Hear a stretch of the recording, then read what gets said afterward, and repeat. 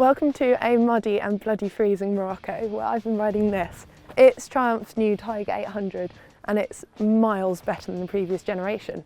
So what that is down to is a revised engine. Now basically it's the same as before, but Triumph claim 200 changes between the engine and the chassis. Now the standout point of this is your shorter first gear. So this shorter first gear has come from feedback from owners of the previous model, which was actually launched back in 2010. So 68,000 have sold, so there's been a lot of bums on saddles of the old Tiger 800. Now the general consensus was that the first gear on the older bike was too long, especially when it came to off-roading. So Triumph took those comments on board, and on the 2018 800 it does have a much shorter gear. So that means that off-roading is much easier, you've got much more power lower down, you don't need to worry about holding the clutch in while riding off-road. Now I'm no Offroad Pro, as you can see by half the mountainside down my jacket, but I found the Tiger 800 to be really easy off-road. So we did about 30 miles through some pretty epic scenery today in Morocco. It's not typically desert, it is kind of like what you see here, it's mud, it's rocks, it's stones. But it was absolutely wicked. So this is the top spec XCA model. So this is a top spec of the off-road going Tigers. It's got Pirelli Scorpion Rally tyres, which are absolutely brilliant and keep the bike very stable off-road. So this model in particular costs around, I think it's just north of 12 grand. So this is one of the most expensive bikes in the range. And finally there is this awesome new styling. Now this, to my mind, makes it one of the best looking adventure bikes in the middleweight market. It's absolutely wicked, it says Tiger big and bold there, and it makes everyone know that you're riding a Triumph. It looks awesome, this aggressive front headlight really suits the bike's characteristics, and it's basically a wicked looking bike. If I was to choose a middleweight adventure bike, my money would be on this. Triumph claim more than 200 changes throughout the engine and chassis. They wouldn't exactly say where, but as a result the new Tiger is definitely a lot more refined than the previous guys. The XR and XC models have been further separated thanks to new equipment, styling and other features, and both now excel at their respective ride styles. In short, the Tiger now gives even big adventure bikes a serious run for their money.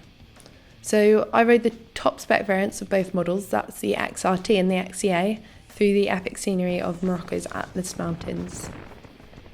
So as I said, the signature 800cc triple of the Tiger is fundamentally the same as before, but a number of tweaks and a mass optimised cooling system have made a huge difference. Firstly, that shorter first gear ratio makes the bike miles better off-road.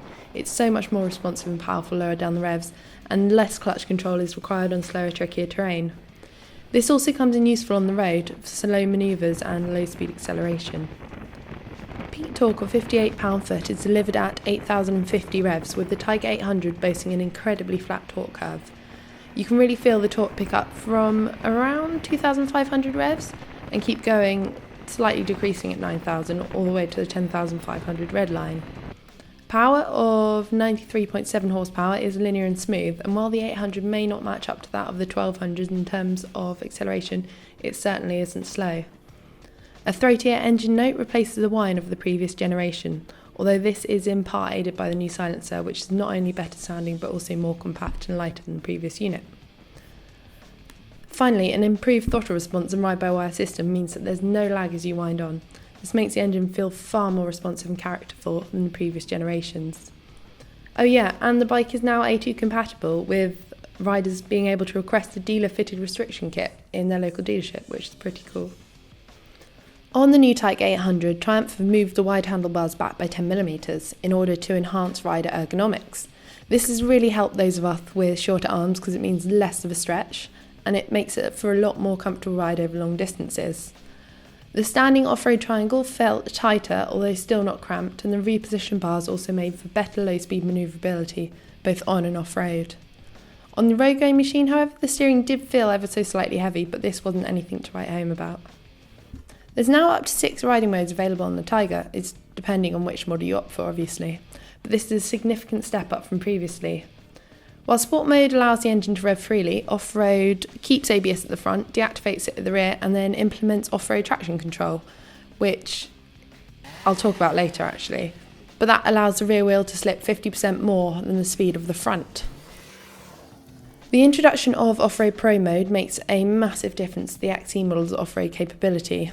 Inherited from the bigger brother Tiger 1200, Offroad Pro completely deactivates ABS and traction control, giving the bike a feel akin to a giant dirt bike even.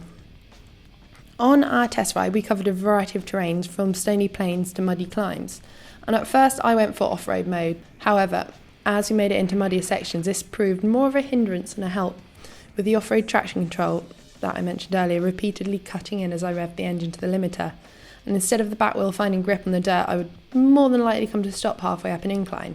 And by switching to Offroad Pro, I was able to turn that traction control completely off, and I had complete control to rev the bike to wherever I wanted to as I snaked up the muddy hill. The off-road going XC models have kept their capable long travel WP suspension, while the XRX and XR models still wear their show inverted forks.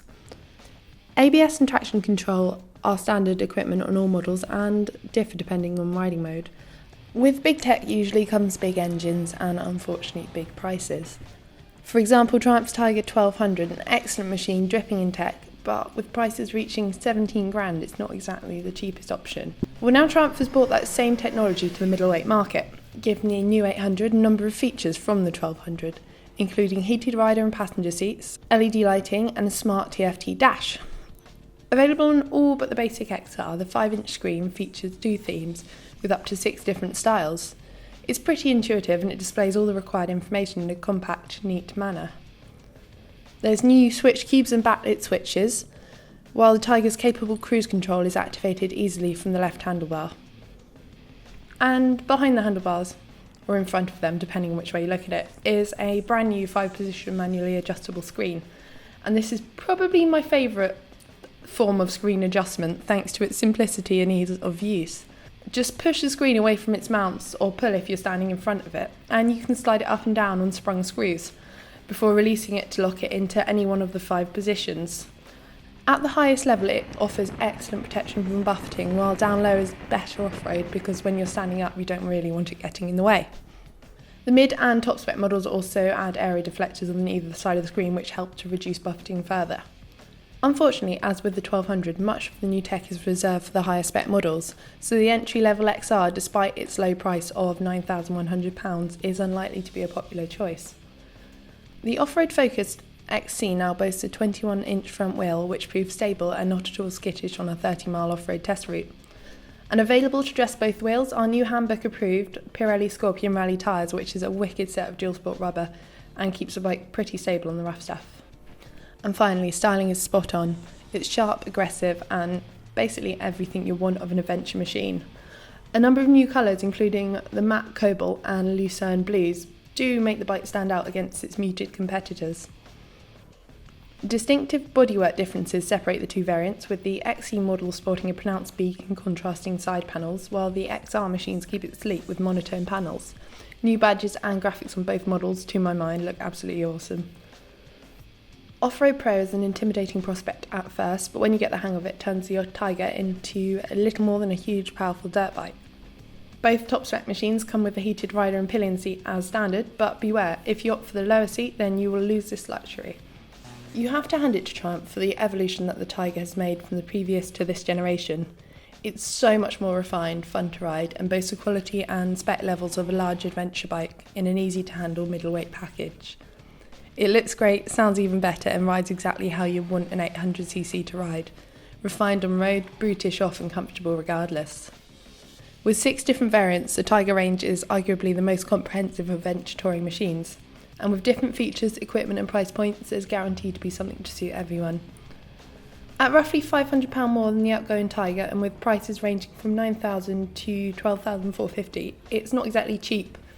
But value for money is what matters, and that's clearly in abundance here. And with almost 70,000 units sold since it was launched in 2010, the Tiger 800 is one of Triumph's most popular models, and it's easy to see why.